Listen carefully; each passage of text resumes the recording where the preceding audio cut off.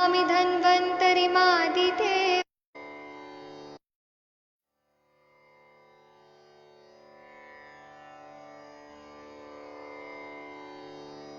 ॐ नमामि धन्वन्तरिमादिदेवम् सुरासुरैर्वन्दितपादपद्मम् लोके जरारुभयमृत्युनाशनं दातारमीशं विविधौषधीनां शङ्खं चक्रं जलौकां दधतं मृतघटं चारुदोर्भिश्चतुर्भिः सूक्ष्मस्वच्छातिहृद्यं शुकपरिविलसन् मौलिमम्भोजनेत्रं कालाम्भोदोज्ज्वलाङ्गं कटितटविलसच्चारुपीताम्बराढ्यं वन्दे धन्वन्तरीतं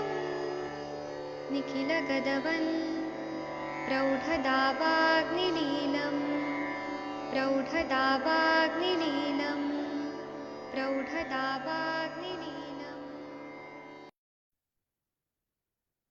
प्रणाम सभी लोगों को। मैं वैद्य अरविंद पाठक आप सभी लोग का स्वागत करता हूं। सभी लोगों को कोटि कोटि प्रणाम करता हूं। मेरी आवाज शायद आ रही है आप सभी लोगों को। आज हम लोग कर्ण रोग और उसका आयुर्वेदिक चिकित्सा यह विषय पे बात करने वाले हैं। आप सबके सब भारत के सर्वश्रेष्ठ चिकित्सक लोग हैं, सभी को मैं प्रणाम करता हूँ। तो कर्ण रोग जो रहते हैं, कान की बीमारियां रहती हैं, उसमें हमें किस तरह से सोच विचार करना चाहिए, यही मैं आप लोगों को बताऊंगा। और कुछ अनुभविक योग मैं बताऊंगा जो, और ये मैं जो बीमारियां बताऊंगा ये इजीली आप लोग के क्लिनिक में पेशेंट आते हैं, आप लोग को समझ भी आएंगी। मैं इतना सिंपल लैंग्वेज में आप लोग को पढ़ाने वाला हूँ, बताने वाला हूँ। तो कर्ण रोग के जो पेशेंट आते हैं उनको हमें कौन कौन सी बीमारी वाले पेशेंट आते हैं और वह क्या होता है, यह हम लोग अभी पढ़ने वाले हैं, समझने वाले हैं। ऐसे देखा जाए तो चरक संहिता में चिकित्सा स्थान में अध्याय 26 में कर्ण रोग जो त्रिमर्मी अध्याय है उसमें बताया है। भैंसज रत्नावली में कर्ण रोग चिकित्सा प्रकरण 62 में बताया है। चक्रदत्त नाम की जो बुक है, चक्रपाणि दत्त ने चक्रदत्त बुक लिखा है, उसमें कर्ण रोग की चिकित्सा बताया है 57। और शालाक्य तंत्र में इसके बारे में बहुत डीप में बताया गया है।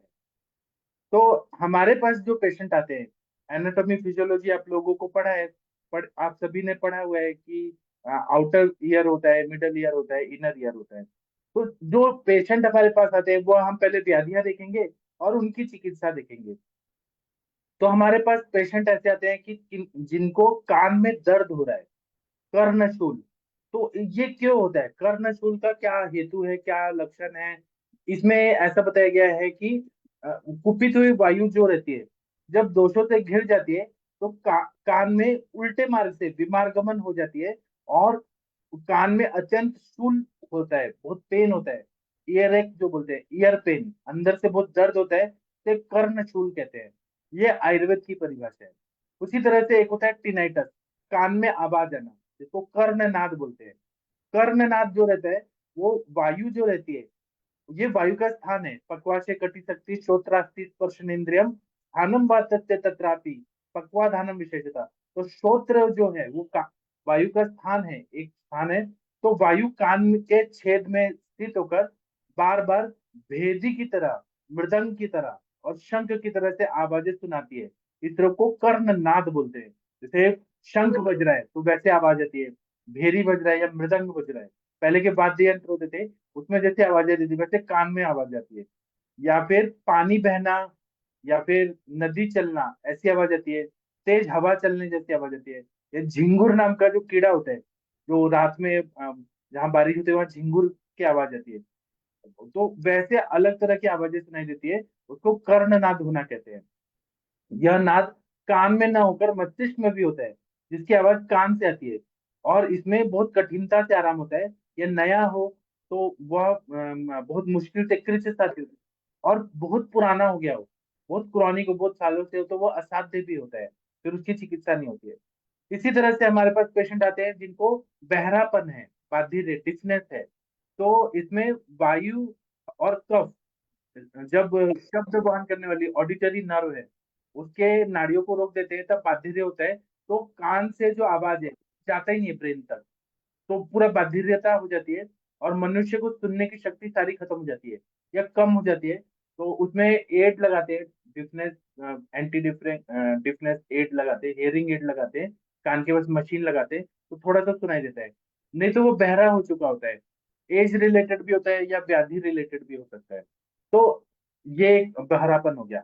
इसी तरह से कर्ण स्वेड का मतलब है कि जब बांसुरी की तरह आवाज आती है कान में, जैसे कोई बांसुरी बजा रहा है, तो उसमें पित्त आदि के साथ वायु कान में घुसकर बांसुरी की सी आवाजें निकालती है।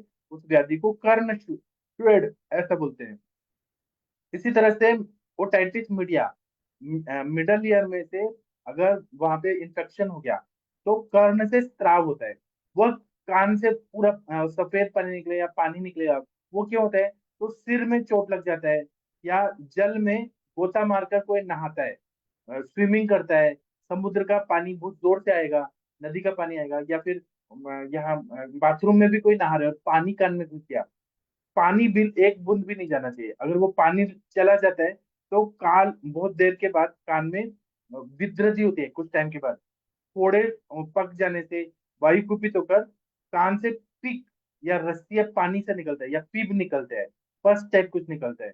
और इसमें बहुत ज्यादा इंफेक्शन रहता है और कुछ व्हाइट व्हाइट कुछ द्रव निकलता है। इसको कर्ण स्राव या कान बहना कहते हैं। छोटे बच्चों को यह रोग माँ की गलती से हो जाता है, क्योंकि जो माताएं हैं बच्चे को लेटकर दूध पिलाती हैं, तो वो लेटकर दूध पिलाने से क्या होता है कि वो बच्चों को कर्णस्राव हो जाता है। क्योंकि लेटकर दूध पीते समय बच्चे का मुख का जो दूध है वो आंख और कान में भी चला जाता है, और कान में चला जाता है तो वो पीक पैदा कर रहा है, उसमें इन्फेक्शन हो जाता है। वहां पे दूध अगर एक्स्ट्रा जा दिए तो वो फॉरेन बॉडी है, दूध कान में नहीं जाना चाहिए लेकिन वो चला गया कान में, तो बच्चों को कान बहने का प्रॉब्लम हो जाता है। इसी तरह से हमारे पास पेशेंट आते हैं जिनको कान में खुजली होती है, कर्ण कंडू होता है, प्लूराइटिस ईयर। तो कफ मिली हुई वायु जो रहती है, कफ के साथ क्लेद भी रहता है और वायु कान में खुजली करती है, उस कान की खुजली को कर्ण कंडू कहते हैं।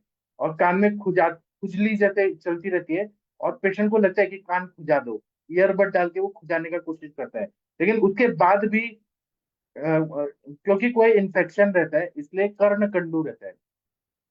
इसी तरह से ईयर वैक्स, कान में जो मैल हो जाती है, कर्णकुट गुट, तो पित्त की गर्मी के कारण कान का कफ सूख कर वो मैल का रूप बदल देता है, उसको कर्णगुट कहते हैं। और कर्ण प्रतिनाह, अगर वह कान का मैल जो है तेल वगैरह चिकनी चीज कान में डालने से पतला हो जाता है, तो किसी कारण से मुख या नाक से निकलने लगता है, उसको कर्ण प्रतिनाह कहते हैं। ईएनटी, ईयर नोज थ्रोट, इनका कनेक्शन एक जैसा ही है, एक आसपास ही है। तो अगर कान में कोई तेल डाला और वो नाक से निकलने लगा मल के साथ, मुख से या नाक से निकलना, उसको कर्ण प्रतिनाह कहते हैं। और इसमें पेन बहुत होता है, अर्धावभेदक या अर्ध सीसी माइग्रेन की तरह पेन होता है अगर ये कर्ण प्रतिनाह हो गया, जो नाक से मुंह से वो मल निकल रहा है, कान में तेल डाले, चिकनाहट युक्त, बहुत ज्यादा हेडेक होता है। इसी तरह से कर्ण में जैसे पेट में कृमि होते हैं वैसे कान में भी कृमि हो जाते हैं, मैगट्स।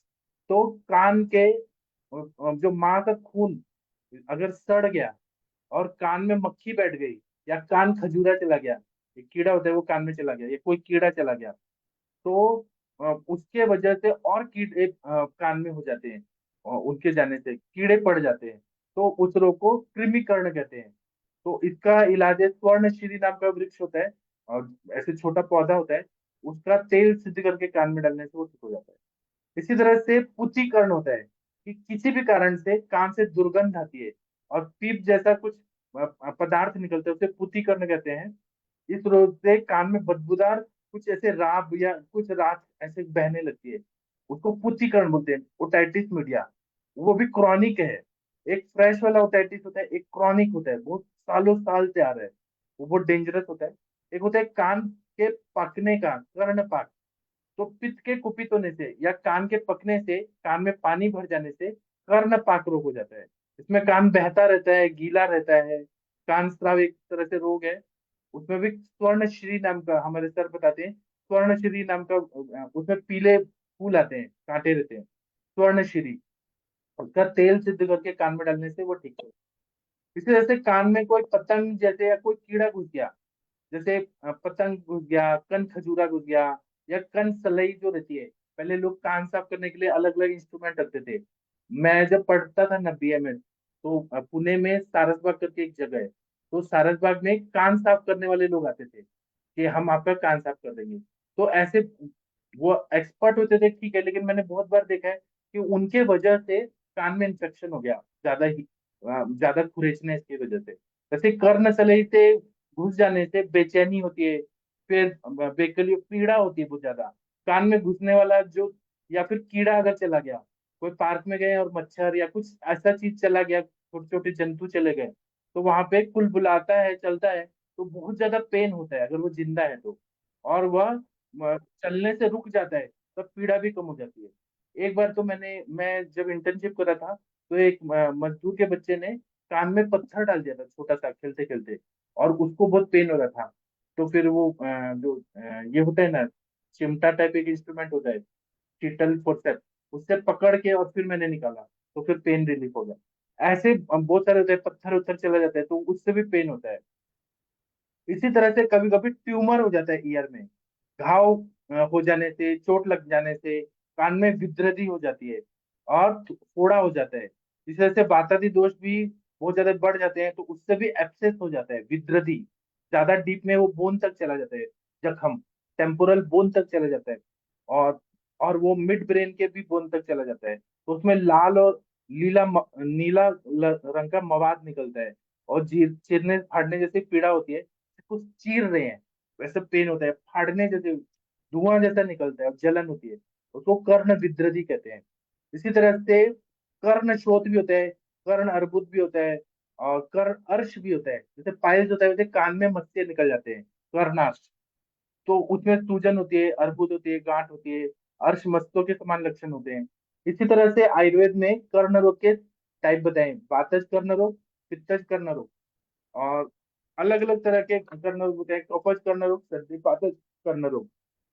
तो वातज कर्ण रोग जो रहता है, उसमें क्या होता है कि बहुत ज्यादा वेदना होती है, आवाज आती है अंदर से, कान का मैल सूख जाता है। अब जैसे दोष धातु मलामुलम ही शरीरम बोलते हैं, तो जो कान का ख मल है, आकाशीय तत्व है कान के अंदर, मतलब पूरा पोकड़ी है, वैक्यूम है, वहां पे मांस का मल निकलता है कान से। तो उस वो बहुत ज्यादा बहता है, या थोड़ा थोड़ा उसमें सूख जाता है, तो कम सुनाई देता है, जिसको हम खोट बोलते हैं हिंदी में, कान का जो कुथक रहता है, उसके वजह से एक वातज कर्ण होता है, बहुत पेन होता है। पित्तज कर्ण रोग होता है तो लाल सूजन होती है, जलन होती है, कान फटा सा हो जाता है, और उसमें पीला मवाद टाइप निकलने लगता है। जब मवाद निकल है तो वो बहुत ज्यादा इन्फेक्शन होके कान बहरापन हो सकता है, इसलिए उसकी जल्दी चिकित्सा करनी चाहिए, तो एब्सेस हो जाएगा, सड़ जाएगा। कफज करना रोग रहता है, तो इसमें कहा सुना जो रहता है, वह कहता इंसान कुछ और है सामने वाला, और सुनाई कुछ और दे रहा है, समझ कुछ और आ रहा है। ऐसा कफज कर्ण रोग के लक्षण में बोला है। कुछ कुछ खुजली होती है, कुछ सूजन होती है, सफेद और चिकनी ऐसे स्त्राव निकलता है, थोड़ी पीड़ा होती है, ज्यादा पीड़ा नहीं होती, लेकिन हैवी लगता है कान में कफज कर्ण रोग में। सन्निपातक में तीनों लक्षण मिलते हैं, सब तरह का मवाद रहता है, दोष ज्यादा होते हैं। जिस दोष के ज्यादा लक्षण मिलेंगे, कलर होगा, उस हिसाब से उस दोष की प्राधान्यता मानी जाती है। इसी तरह से कर्णार्श हो जाता है, कान में भी अर्थ होते हैं। ऐसा चरक जी ने बताया कि कर्णार्श, नासार्श, उदार्श, योनियार्श, अलग अलग जगह पे जो अर्श होते हैं, मत्स्य होते हैं, उसको उसी तरह से कर्णर्श भी होता है। तो मत्स्य ज्यादा हो जाए, तो और वो भी मांस दृष्टि की वजह से होते हैं और सूख जाता है, तो उसको हमें समझना चाहिए। अब इसी तरह से एक होता है कि परिपोटक नाम का बीमारी बताया है, कि कोई कान में कोई भारी गहना पहन रहा है। मैंने गुजरात में, राजस्थान में देखा है, जो पारंपरिक स्त्री होती है, माताएं बहनें, वो बहुत हैवी हैवी गहने पहनती है कान में। और आजकल तो पियर्सिंग का भी जमाना है कि अलग अलग तरह के गहने कान में पहना जाता है। तो अगर भारी गहना पहन दिया, या कोई चीज कान में डालकर छोड़ दिया, तो कान का जो हेलिक्स होता है, बाहर का जो बाह्य कर्ण होता है, वो बहुत सॉफ्ट होता है, कोमल होता है, तो उसमें बहुत बहुत अत्यंत सूजन आ जाती है, दर्द होता है। वह किंचित फटा सा हो जाता है, कलई लिए लाल और कड़ी सी सूजन हो जाती है, उसको परिपोटक कहते हैं। यह रोग वायु से होता है। या कान छिदाते समय, पियर्सिंग करते समय अगर कहीं इन्फेक्शन हो जाए और जो वहां की जो मर्म वाली नाड़ियां हैं वहां पे अगर इन्फेक्शन हो जाए तो उसकी वजह से भी परिपोटक नाम का व्याधि हो जाता है। या कान में भारी जेवर पहनने से, किसी तरह का चोट लगने से, कान के रगड़ खाने से रक्त और पित्त कुपित हो जाता है। और कान की पाली जो होती है, कर्णपाली, उसमें जो हेलिक्स को कर्णपाली बोलते हैं, उसमें हरे, नीले और लाल रंग की सूजन पैदा हो जाती है। इसमें जलन और पीड़ा होती है, उसे उत्पात नाम का रोग बोलते हैं। इसी तरह से उन्मत्त नाम का लक्षण बताए, व्याधि बताए कि कान को जबरदस्ती बढ़ाने से। पहले के जमाने में क्या होता था कि जो राजकुमार वगैरह होते थे तो राजा का सिलेक्शन कैसे होता था, तो जिसका कान सबसे बड़ा है उसको सबसे ज्यादा विद्वान और अच्छा माना जाता था। तो कर्णपाली के उपाय किए जाते थे, बहुत सारे मेडिसिन वगैरह लगा के। जैसे गौतम बुद्ध थे, उनका कान बहुत बड़ा बड़ा था, तो ऐसा उनको सबसे अच्छा माना जाता था। वैसे ही जिसका कान का पाली जो है सबसे बड़ा होगा वो सबसे विद्वान होगा, क्योंकि वो सबकी बात सुन सकता है। हाँ, गणेश जी हैं, हाथी का सिर है, वो सबका बात सुनते हैं। तो पहले के जमाने में मनुष्य को जिसका कान का पाली सबसे बड़ा है वो सबसे श्रेष्ठ माना जाता था। तो ये बढ़ाने के लिए बचपन से होता था, बहुत सारे कंपटीशन होते थे कि इसको राजा बनाए, इसको राजा बनाए। मराठा लोगों के भी जब राजा बनते थे, पेशवा लोग, तो उनमें भी लड़ाई होता था कि हमको इनको राजा बनाना है, इनको राजा बनाना है। ऐसे बहुत सारे लोगों में ऐसा होता था, कंपटीशन जब होता था। तो कर्णपाली अगर बढ़ा रहे हैं विकृत रूप से, जबरदस्ती बढ़ाने से, कभी कभी वायु का कोप होने की वजह से, कफ की मदद से स्तब्धता युक्त थोड़े दर्द वाली खुजली सूजन पैदा करती है। उस सूजन को उन्मत्त कहते हैं। जबरदस्ती बढ़ाए जाएंगे तो खींच खींच के बढ़ाना कान को। उन्मत्त रोग वायु और कफ के कोप से होता है। इसी तरह से दुख वर्धन नाम का बीमारी है कि अगर सीधा हुआ कान है, कान को छेद रहे हैं, पियर्सिंग कर रहे हैं, और उसमें उल्टा पुल्टा तरीके से कर दिया, जो सोनार है या जो छेदने वाले हैं उनको मालूम नहीं है, और या उनके लिए तो ऐसे स्टेपलिंग मशीन आजकल आ गए। लेकिन अगर किसी को नहीं मालूम है और वो गलत तरीके से कर दिया तो कान में सूजन आ जाती है, खुजली चलती है, जलन और दर्द होता है, पक भी जाते हैं। तो दुख वर्धन कहते हैं। ये तीनों दोषों से होता है। इसी तरह से पीना जो रहता है कान का, पीना ऑफ द ईयर, वहां पे अल्सर हो जाता है। कभी कभी क्या होता है, वहां पूरा जख्म हो गया, जैसे कफ और रक्त और छोटे कीड़े से कुपित होकर फैलती खुजली और दाहिक सरसों जैसी फुंसियां हो जाती है कान के पाली में। यह रोग चारों तरफ फैलता फैलता कान के छेद में, कान की पाली में और पूरा अंदर मांस रहित कर देता है। उसे परिलेही कहते हैं। कीड़े जो रहते हैं ना वो खा जाते हैं कान के अंदर के भाग को, बाहर के भाग को। तो यह रोग कफ से, रक्त से, कृमि के कोप से होता है। इस तरह के जो बीमारियां होती है ये ज्यादातर हमको मिलती है। अब मैं चाहता हूं कि आप लोग बताइए कि आप लोगों ने किस तरह के पेशेंट देखे हैं। आदरणीय डॉक्टर हरिहर सर जी, आपने कान की कौन कौन सी बीमारियां देखी हैं अपने प्रैक्टिस में, इतने साल के अनुभव में, कृपया बताइए। डॉक्टर हरिहर सर, आप सुन पा रहे हैं? या वीना मैडम, मुनमुन जी, आपने जी कौन, सर। आप बताइए सर। सर जो आपने बताया वो तो सभी बीमारी देखने में तो हमको मिलती ही है। हाँ, तो कौन कौन से आपने देखे हैं वो बताइए आपकी भाषा में। जो हमने कान में सूजन आ जाती है, कान में दर्द होता है, कान में पीप हो जाता है, कर्णनाद, कर्णस्वेद, फिर कान में विद्रदी जैसे हो जाती है, वो सब तो हमने सब देखा ही है सर। एक कान का कैंसर नहीं देखा है, लेकिन कर्ण का अर्श भी देखा है हमने। कर्नर्स भी देखा है आपने? अच्छा। हाँ।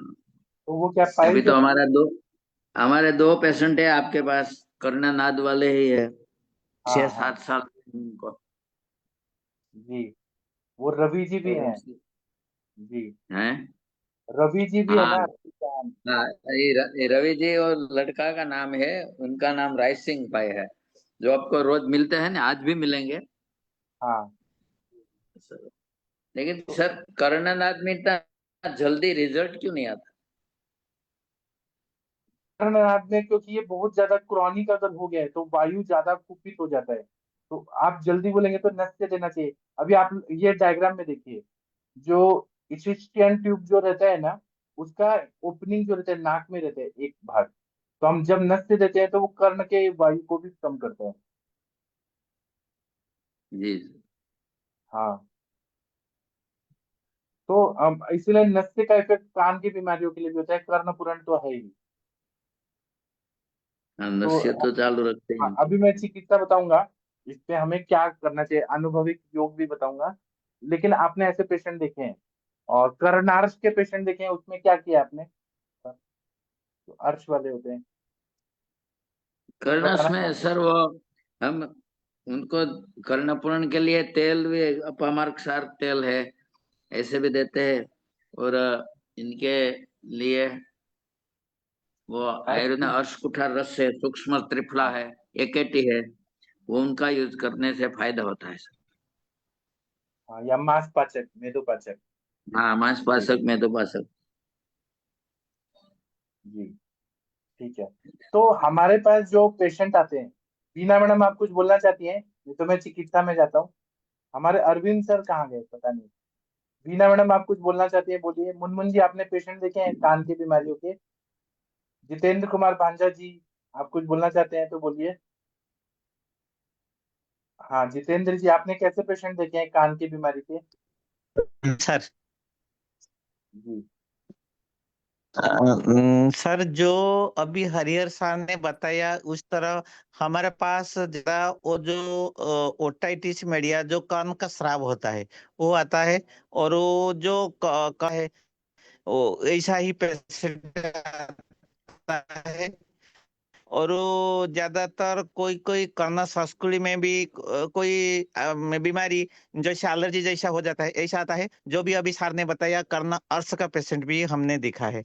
हमने जब उसको जिसको टेनाइटस होता है जो कर्णनाद होता है हम उसको सारीवादी बट्टी और इंदु बट्टी इसमें ही हम चिकित्सा देते हैं और कर्ण पुराण के लिए भी तेल देते हैं। और और सब जो जो चाहिए लक्षण अनुसार शीतफल आदि कहीं देते हैं। और कहीं का खिम्बरस रस और संजीवनी बट्टी त्रिभुवन कीर्ति ये सब भी चलते हैं सर। हाँ।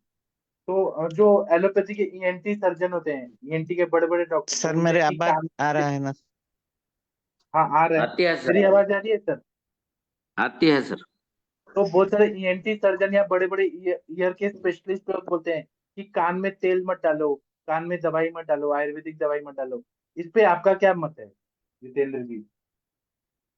जो डॉक्टर बोलते हैं कान में तेल मत डालो। सर मेरा मेरा सर मेरा अभी याद आया जब हम बीएमएस में जो हमारा जो क्लिनिकल चल रहा था एक एलोपैथिक हॉस्पिटल में हमारा ईएनटी में उधर 1 महीने के लिए सर हुआ था। उसमें जो ये ईएनटी डॉक्टर था उन्होंने सब पेशेंट को बता रहे थे आप कान में तेल क्यों डाला, इसीलिए आपका कान खराब हो जाएगा, आपका ये हो जाएगा। लेकिन वो ज्यादा ज्यादा ड्रॉप पकाने के लिए देता है, वो रुक्ष द्रव्य होता है। लेकिन हमारा प्रैक्टिस में हम देखते हैं कि सर जो कान में जो छिद्र हो जाता है हमारा जो वो सब भी जो कर्ण पुरण से ही भी अच्छा हो जाता है सर। जो टिम्पैनिक मेम्ब्रेन में भी मैंने दिखा है किसका टिम्पैनिक मेम्ब्रेन में जो परफोरेशन हो जाता है लेकिन वो कर्ण पुरण से ही सर ठीक हो जाता है। इस प्रकार 2 पेशेंट हमने ठीक किया है सर। तो बहुत सारे जो सारीवादी बत्ती वो इंदु डॉक्टर का बत्ती कहना सही है कि हमारा सही है आयुर्वेद, आपके हिसाब से? सर सर यहाँ ठीक नहीं है सर, इधर नेट सर ठीक नहीं है, इंटरनेट का प्रॉब्लम है सर। हाँ, मैं सभी लोगों से पूछता हूँ कि जो डॉक्टर लोग बोलते हैं वो सही इलाज है कि उनका कहना सही है क्या कि कान में तेल मत डालो, कान में इन्फेक्शन होगा, वो सही है कि आयुर्वेद सही है? मैं आप आयुर्वेद तो सही है सर। सर मैं बोलूं उसको थोड़ा सा देखो, इसमें? अभी आज भी एक कर्णनाथ के पेशेंट जुड़ने वाले हैं, कल जुड़ते थे लेकिन वो ज्वाइंट नहीं हो सके थे। तो वो जितने जितने डॉक्टर लोग को इसको बताया उनको ईएनटी वाले को, तो उसने बोला कि सर ये कान में आवाज आती है, तो उसका कोई इलाज नहीं है, ऐसा ही सब डॉक्टर ने बोला उनको लिए। तो सर वो ठीक नहीं होता है। हाँ, जागीर सर सिंह जी सर बताइए, बोलिए बोलिए। प्रणाम सर। अ, अब अ, कान सर में सर मैं सर बताती हूँ सर। जो कि हमारा बोला गया है कि पक्वाशय कटि शक्ति श्रोत अस्ति स्पर्शन इंद्रियम स्थानम वातस्य तत्रापि पक्वाधान विशत। कान में वायु का सर स्थान होता है।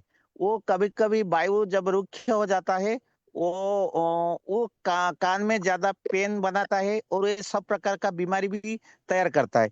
तो तैल पुराण से ऐसा पता लगता है कि वायु का अनुलोमन हो जाता है। ऐसा सर मत है। और आगे सर बताइए सर आप। हाँ डॉक्टर जागीर जी आप बताइए, फिर मैं बताऊंगा।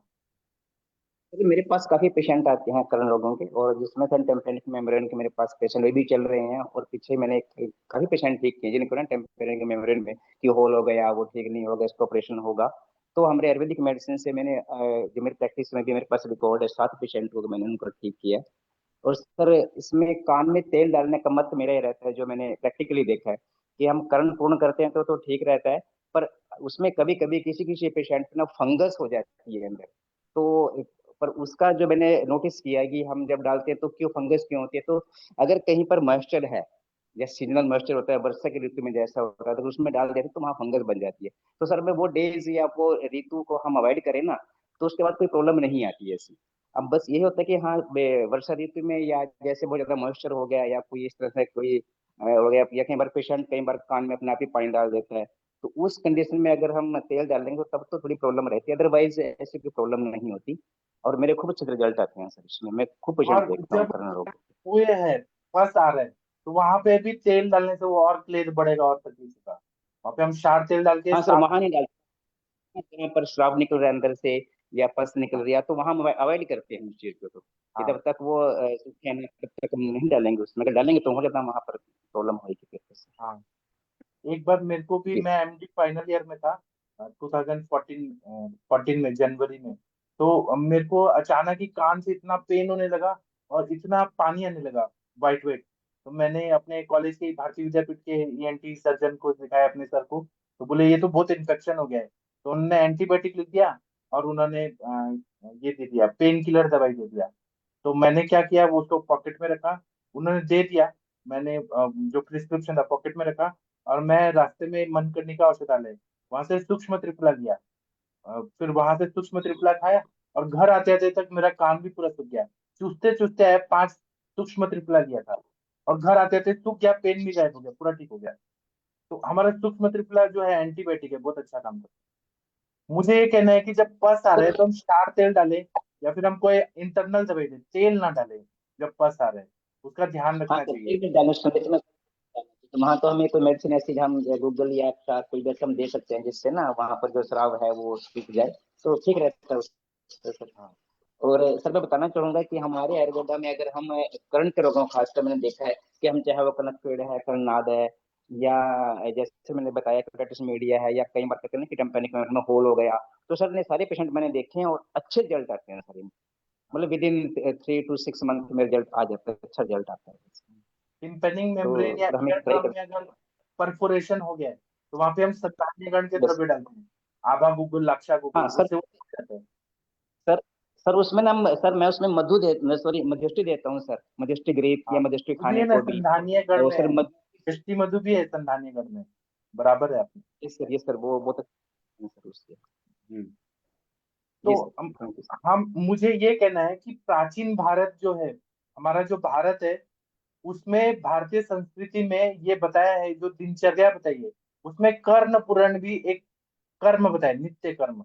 तो पहले के जमाने में माताएं जो थी, अपने बच्चों को जब भी तेल लगाती थी, अभ्यंग करती थी पूरे शरीर में, सरसों का तेल या जो भी चंदन का तेल, जो भी करती थी, अभ्यंग करना तो बहुत ही जरूरी है। तो उसमें काजल लगाना, नाक में तेल डालना, कान में तेल डालना, ये पहले से करती थी, इसलिए बच्चों को कभी कान की बीमारियां ही नहीं होती थी, चश्मा नहीं लगता था उनको कोई। मतलब वो इम्यूनिटी भी बढ़ाता है और वायु का भी शमन करता है। बत्ती तो दे नहीं सकते बच्चों को हर समय, तो कान में तेल डालें, नाक में तेल डालें। तो सरसों का तेल लगाते लगाते नाक में 2 ड्रॉप डाल दिया, कान में थोड़ा डाल दिया। ऐसे किया जाता था भारतीय संस्कृति में। लेकिन जब से अंग्रेजी डॉक्टर आ गए और अंग्रेजी पद्धति आ गई, तो ये सब बैन कर दिया गया। इसे काजल लगाने से आंखें खराब होंगी, इन्फेक्शन होगा, और अनहाइजीनिक है, तेल मत डालो, अनहाइजीनिक है। तो और फंगस भी अगर लग रहा है, तो सर ने जैसे बताया मॉइस्चर की वजह से, तो तेल का क्वालिटी क्या है, तेल को ठंडा वाला तेल लगा रहे क्या, डाल रहे हैं क्या, तेल अगर कोश न करके हल्का गर्म करके वो डालें तो उससे कभी भी फंगस नहीं होगा, फंगस होगा भी वो भी ठीक हो जाएगा। तो हमें वो ध्यान में रखना चाहिए। बीना मैडम आप कुछ बोलना चाहेंगी? ये हमारे नित्य कर्म में बताया कान में तेल डालना। और हमारे सर तो जो ट्यूबल ब्लॉक होता है, फेलोपियन ट्यूबल ब्लॉक होता है, उसमें जिस साइड का है ट्यूबल ब्लॉक, राइट साइड का है तो लेफ्ट साइड में कान में कॉटन डालने को बोलते हैं, तो वो फिर खुल जाता है। तो अपोजिट साइड में करें तो वो खुल जाता है।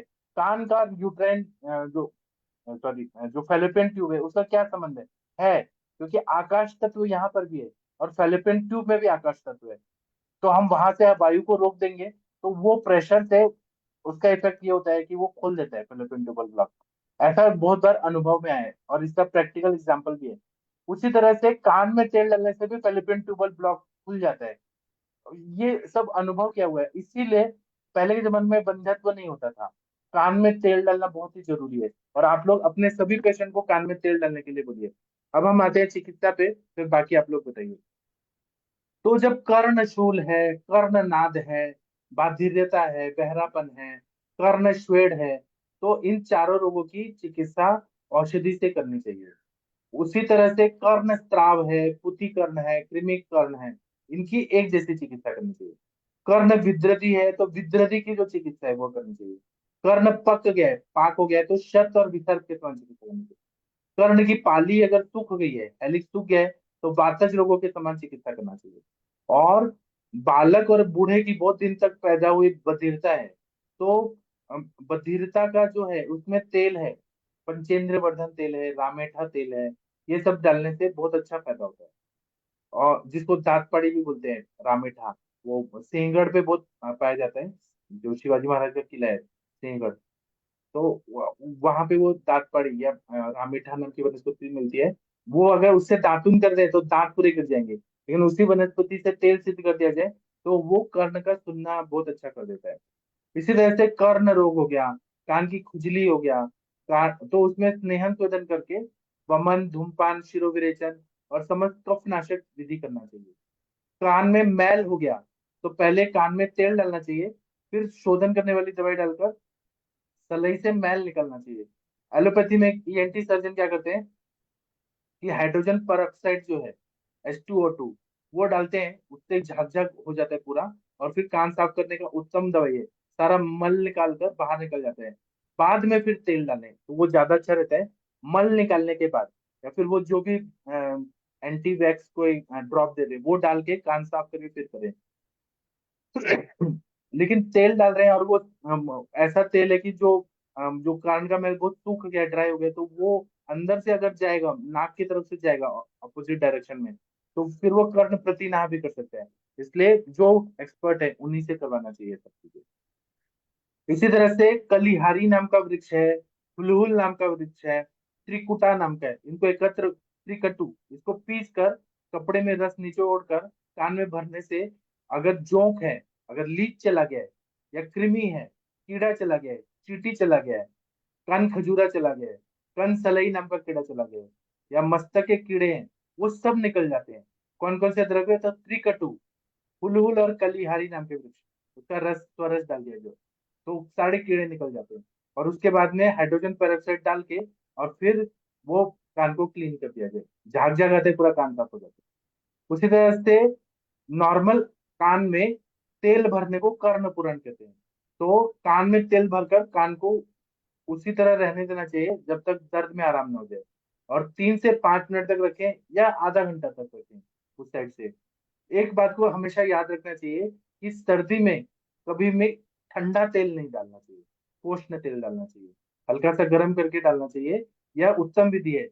पतले स्टील के चम्मच से तेल को डालकर माचिस की तिल्ली जलाकर हल्का गर्म करें, और तिल्ली में ही तेल गर्म हो जाता है। एक तिल्ली को गर्म कर दिया ना, हल्का तेल गर्म हो गया, और फिर वो तेल को पहले टच करें कि ऊपर से कि वो कितना गर्म है, उष्ण रहना चाहिए। कान को जलाना नहीं है, म्यूकोजल मेम्ब्रेन को, फेमस सेल को जलाना नहीं है, हल्का सा गर्म तेल को डालना है। उसी तरह से वातज रोग में जो चिकित्सा कही है वही कर्ण रोग में भी चिकित्सा है।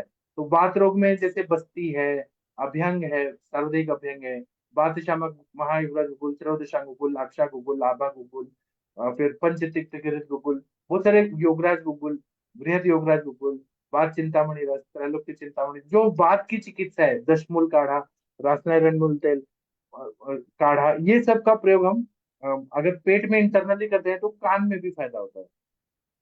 उसी तरह से कान का बहरापन नष्ट करना है तो बिल्व तेल या अपामार का तेल उत्तम है। कान का दर्द है तो और मवाद है तो एरंड तेल कान में डालें, तो जो पस आ रहा है वो पूरी तरह से एरंड तेल शोधन कर देता है। ये बहुत सारे लोगों को मालूम नहीं है कि एरंड तेल सबसे अच्छा है। और उसी तरह से विषगर्भ तेल भी डालते हैं, कान का पूरा मवाद और पस उन सबको क्लीन कर देता है। इसी तरह से अगर कान की बीमारियां हैं, जैसे कर्ण श्वेद है, कर्णनाद है, तो ठंडे पानी से नहाना बंद कर देना चाहिए। चिल्ड वाटर से नहाना नहीं है, नदी या तालाब में नहीं नहाना है, स्विमिंग नहीं करना है, ठंडा पानी नहीं पीना है, और मैथुन कर्म को त्याग देना चाहिए, ब्रह्मचर्य पालन करना चाहिए। ब्रह्मचर्य पालन करने से वायु का शमन होगा, दोषों की दोष शमन होंगे जो बड़े हुए दोष है, और शुक्र बढ़ने से फिर हीलिंग जल्दी हो जाती है। धातु क्षय अगर होगा तो वात का प्रकोप होगा, धातु में शिथिलता होगी, कान की बीमारियां बढ़ जाती है। मैंने एक बताया था, एक मेरे पास मुस्लिम पेशेंट आते थे 2014 में, तो वो बोलते थे कि मैं ना मेरा मतलब अपनी वाइफ के साथ भी संबंध होता है और एक गर्लफ्रेंड के साथ भी होता है, और वो मछली देने जाते थे तो किसी लेडी के हस्बैंड फॉरेन में थे, उनके साथ भी संबंध होता है। वो इतना ज्यादा अति मैथुन का हिस्ट्री था उनका 10 साल से। लड़का था 35 साल का और वो 25 साल की उम्र से अति मैथुन करता था, रोज 3 बार 4 बार 6 6 बार करता था। तो उसको कर्णनाद इतना ज्यादा हो रहा था, इतना कंटिन्यू आवाज आता था, परेशान हो गया था।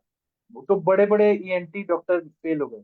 तो मैंने उनको कहा कि मैं ठीक करूंगा लेकिन ब्रह्मचर्य पालन करना होगा, ये मैथुन वगैरह बंद करना होगा, और ब्रह्मचर्य पालन करो, और जो मैं दवाइयाँ दूंगा, तो मैंने ये नस से दिया, एक्सप्रेस आयुर्वेदिक शीर वाला तेल का, कभी बच्चा तेल का, कभी ब्राह्मी तेल का, तेल बदल बदल के दिया।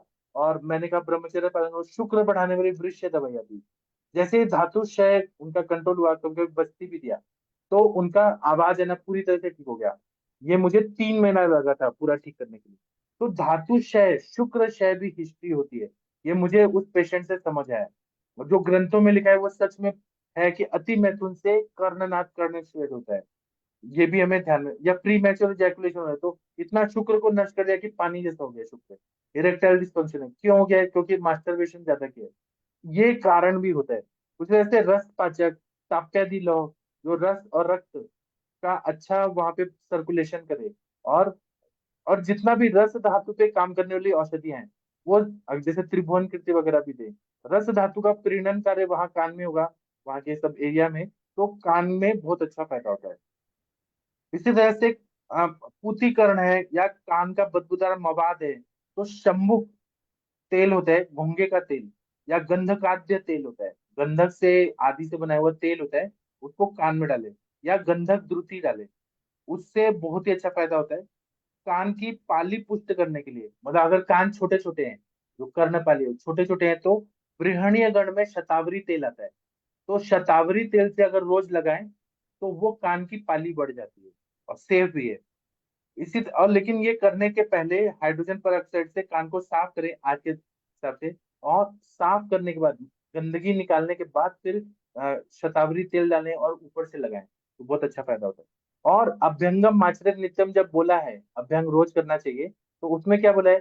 शिरः श्रवण पादेशु, सिर में, कान में और पैरों में तेल रोज लगाना चाहिए। अगर कान में तेल लगाते हैं ऊपर, ऊपर बाहरी आउटर ईयर में, तो कभी भी बात के रोग नहीं होते हैं।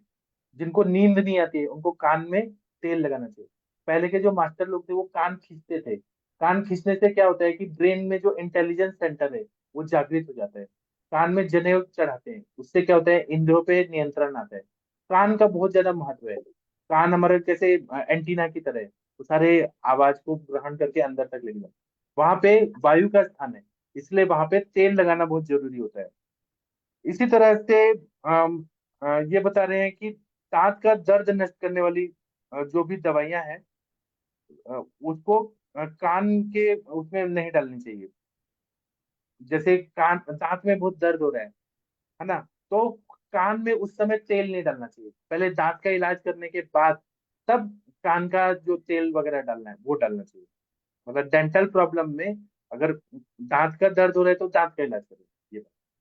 इसी तरह से ट्राइजेमिनल न्यूरैल्जिया जो रहता है, ट्राइजेमिनल नर्व जो 3 साइड से कान में निकल रहा है, और कान में भी दर्द होता है, मसूड़ों में भी दर्द होता है, फेस पे भी दर्द होता है, सब जगह होता है, उसमें कर्णपूरण और वात शामक तेल नस से देने से फायदा होता है।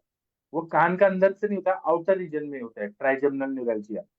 इसी तरह से कान में पीप वगैरह आ रहा है तो कान को बंद नहीं करना है कॉटन डाल के, उससे फिर तकलीफ होगा, पीक बढ़ जाएगा, पीप बढ़ेगा और साफ नहीं किया तो फिर साफ भी करना है, रोज हाइजीन रखना है, नहीं तो मक्खियां लगेंगी, अंडे देंगी और उसमें कीड़े पड़ जाएंगे। तो कान को साफ करके हाइड्रोजन पेरोक्साइड से रोज, या ड्रेसिंग करें क्षार तेल से या व्रण रूपक व्रण शोधक तेल से करके, या जात्यदि तेल से क्लीन करके, और फिर पतला कपड़ा बांध के रखना है कि बाहर का कोई इन्फेक्शन ना हो कान में। दूसरा क्या है कि कान की वहां पे पुलटिस लगा के कभी भी कान को नहीं बांधना चाहिए, उससे वो और पस बढ़ जाएगा, इसको ध्यान में रखें। कान में तेल पानी वगैरह कोई भी चीज है गर्म किए बिना नहीं डालना है, पोष न होना चाहिए, इसको ध्यान में रखना है। ठंडा पानी भी अगर डालेंगे तो वो भी इन्फेक्शन करेगा, कान में तेल भी ठंडा डालेंगे तो वो इन्फेक्शन करेगा, मतलब पेन करेगा, उसको पोष न करके डालना है। पानी तो डालना ही नहीं है, कोई जरूरत नहीं है। उसी तरह से कान को धोना है तो मेडिसिन जो आता है ईएनटी डॉक्टर पास, तो वो धोने के लिए जो पानी डाला जाए मेडिसिन, वही यूज करे, बाकी कोई पानी वानी नहीं डालना चाहिए कान में। तेल डाल सकते हैं। दूसरा है कि आयुर्वेद ऐसा बताता है कि बच्चों को कान पर कभी तमाचा नहीं मारना चाहिए, वो गलत बात है। जो बोलते हैं ना कान के नीचे बजाएंगे, ये गलत बात है, कान के आसपास कभी मारना नहीं चाहिए, ये बहुत गलत बात है। इससे कान का पर्दा जो रहता है वो खराब हो जाता है, ईयर ड्रम या टिम्पैनिक मेम्ब्रेन होता है वो फट जाता है।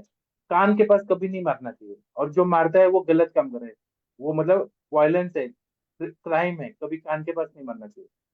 अगर बहरापन है तो मस्ते के ऊपर के बाल को नहीं कटाना चाहिए। अगर डिफनेस है, अगर उसको इलाज करना है तो बाल ना कटाए।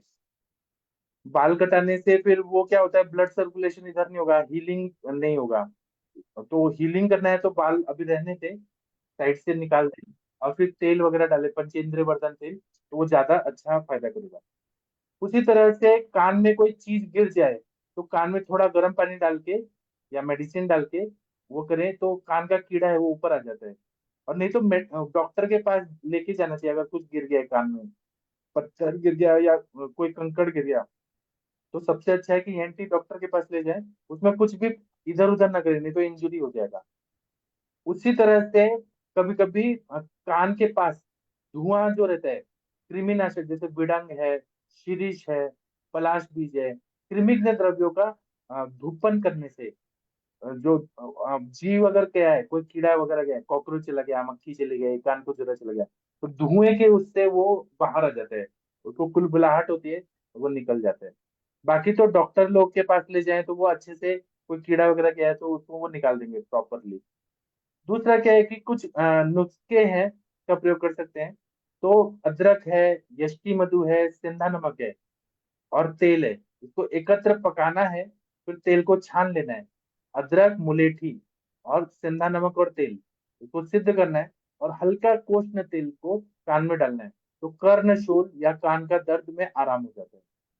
अर्क के जो पीले पीले पत्ते होते हैं, अर्क के पत्तों को घी से चुपड़ कर मंद अग्नि में सेक देना है, और उसे पीस कर रस निकालना है, और उस रस को हल्का गर्म करके कान में डालने से कान का दर्द ठीक हो जाता है।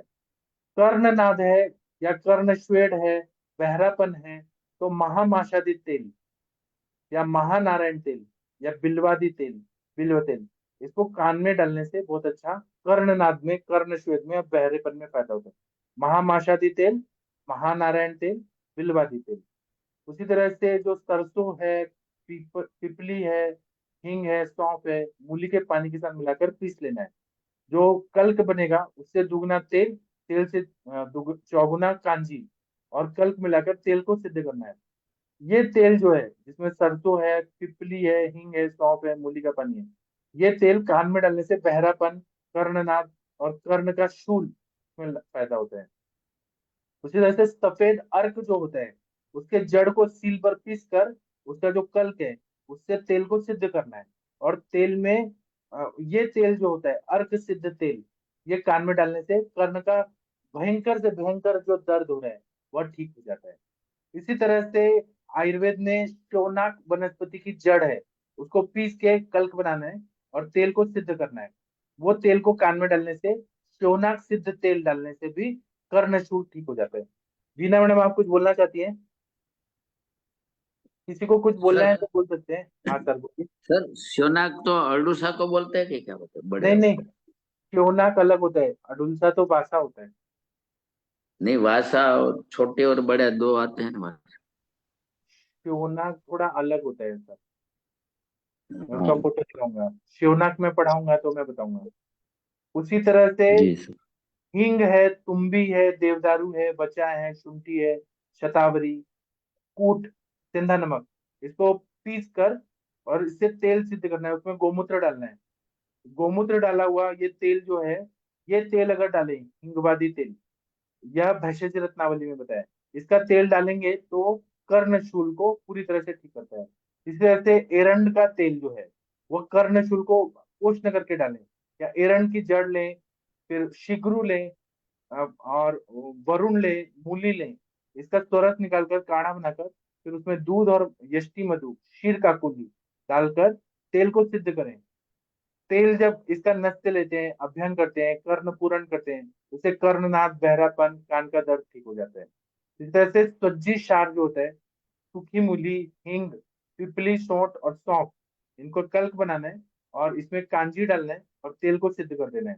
तो ये डालने से कर्णनाद, कान का दर्द, बहरापन और कान का जो पस है वो पूरी तरह से ठीक हो जाता है। इस तरह से बिल्व तेल आता है, बेलपत्र से बना, बेल के फल की गुदा से बनाया हुआ, गोमूत्र के साथ पीस कर और उसे तेल सिद्ध करके अगर डालेंगे, उसमें बकरी का दूध भी डालेंगे और वो अगर कान में डालते हैं बिल्व तेल, तो वह पूरी तरह से कर्णनाथ, कर्णशूल, कर्णश्वेद, इन सबको ठीक कर देता है। कान के कीड़े हैं वो भी निकल जाते हैं। अपामार्ग क्षार तेल होता है, यह भी पूरी तरह से जो चिड़चिड़ा होता है अपामार्ग, इसका कल्प बना के तेल सिद्ध कर देना है, इससे बहरापन और कर्णनाथ ठीक हो जाता है।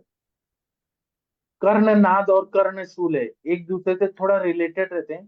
तो जो अपामार्गक्षार तेल है, बिल्व तेल है, सर्चिका तेल है, एरंडादी तेल है, शिवनाक तेल है, वो पूरी तरह से ठीक कर देता है।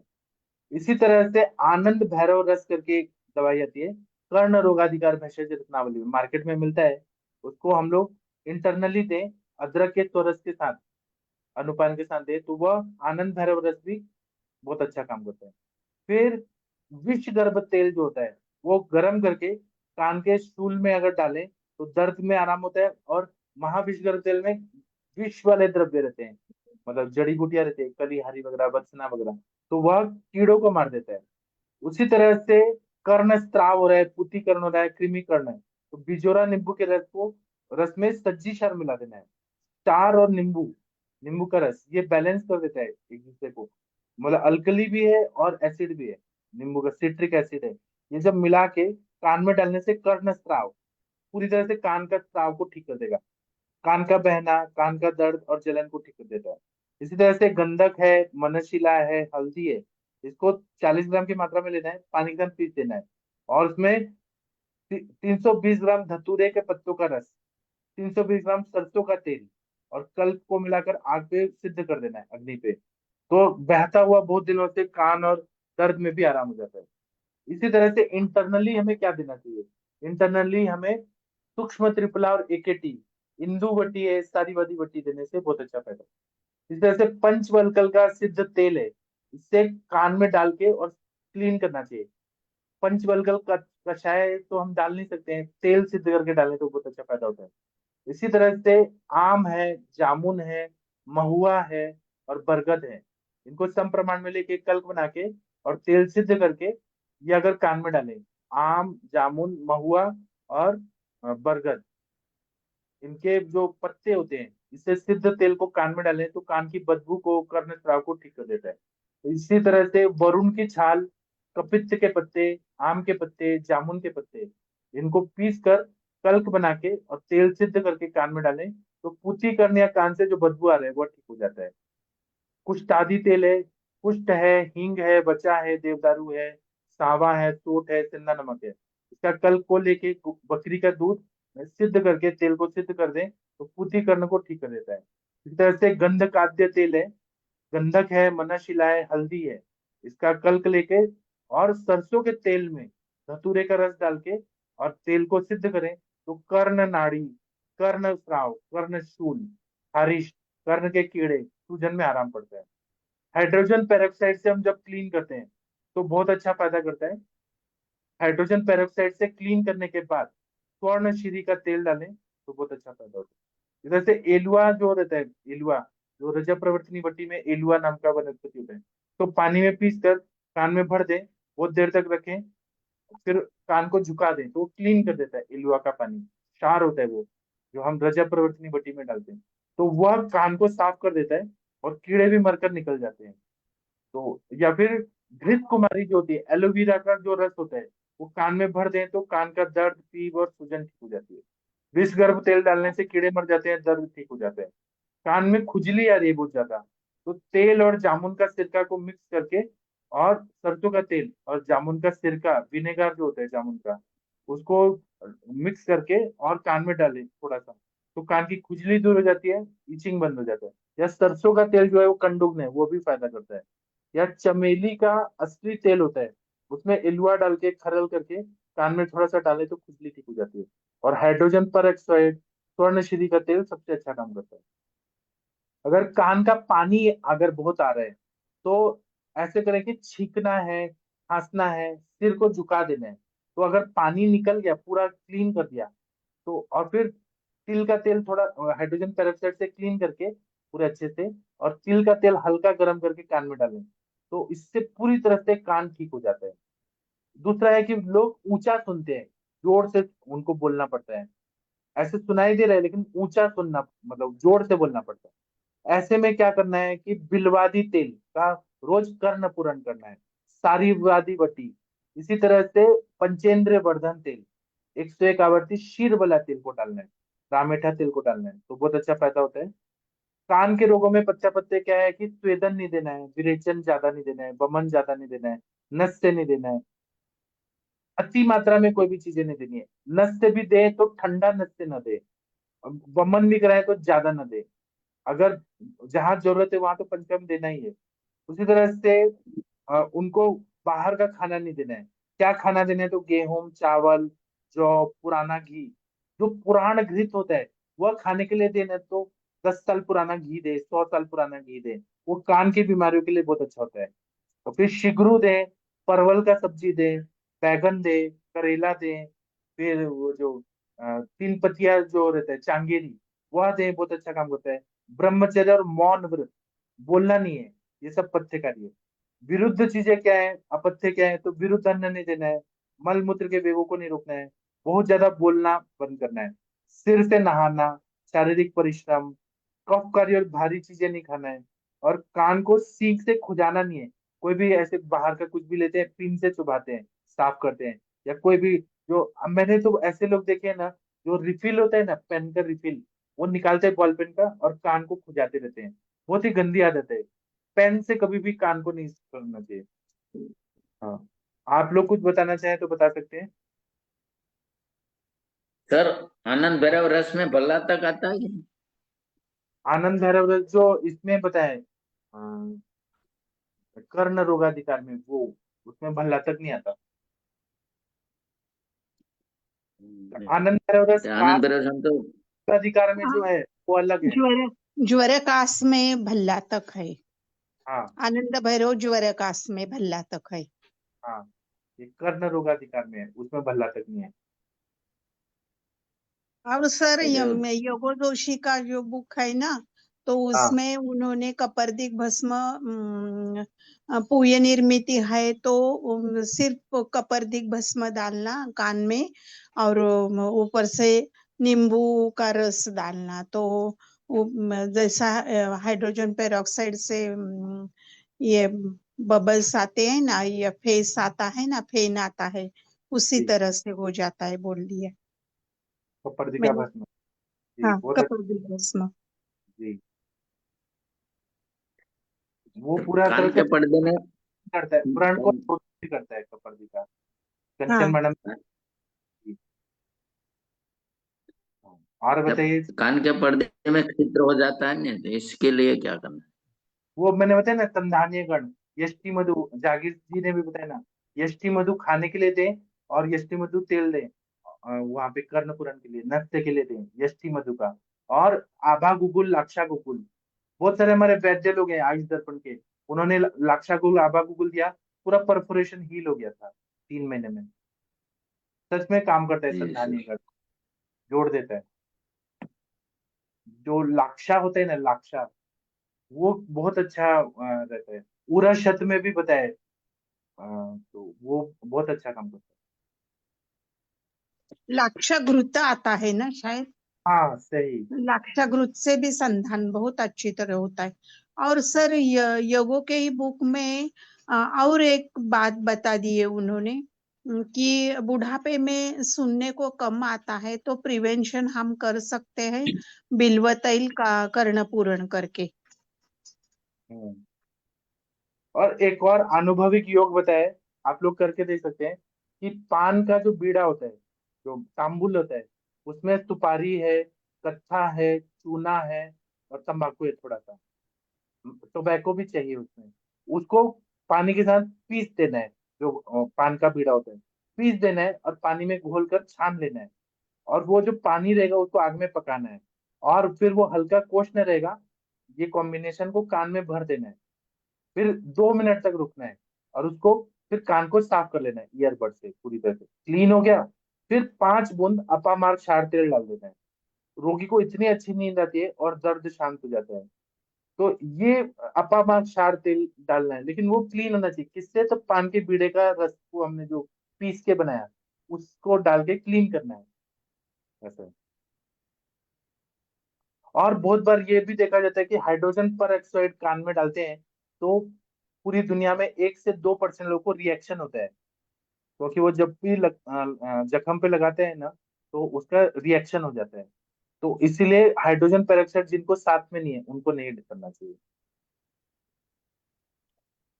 जी। और बताइए आप लोग कुछ। सर ये चैप्टर आज का पूरा हो जाएगा कि कल भी चलेगा? और भी है, कुष्ठ है, चिरायता है, बाइबिडंग है, अश्वगंधा है, विधारा है, हल्दी है, आम्र हल्दी है, फिर निर्गुंडी के पत्ते, अंजीर का जड़, इस स्पंद, सुहागा, लटंकन, शुंठी और काली मिर्च 40-40 ग्राम लेना है, और कूटना है, रात के पानी में भिगो देना है, सुबह निकालने के बाद तेल में उसको पकाना है, सिद्ध होने पे ये कान में डालना है। तो इसे कान में डालने से सर्दी के कारण जो सिर दर्द हो रहा है, जो कफज शिरशूल है, सर्दी अगर कान में चली जाती है तो बहुत पेन होता है, आप लोग को पता है। नाक की सर्दी कान में चली जाती है और फिर वो हेडेक करता है। तो इसमें ये तेल डालना है। कान का दर्द, ऊंचा सुनना, कीड़े, खुजली, कर्णनाद, पीक, बदबू, ये सब में फायदा करता है। अगर आप ये तेल सिद्ध नहीं कर सकते हैं, कोई बात नहीं, आप आरोग्यवर्धिनी वटी है, फिर त्रिभुवन कीर्ति रस है, चंद्रामृत रस है, क्योंकि सर्दी से वो कान में गया है और हेडेक हो रहा है। तो चंद्रामृत रस, कफ केतु रस, श्वास कुठार रस, ये सब दे दें। कफ जो कान में चला गया वो अगर ठीक हो गया, तो अपने आप हेडेक भी ठीक हो जाता है।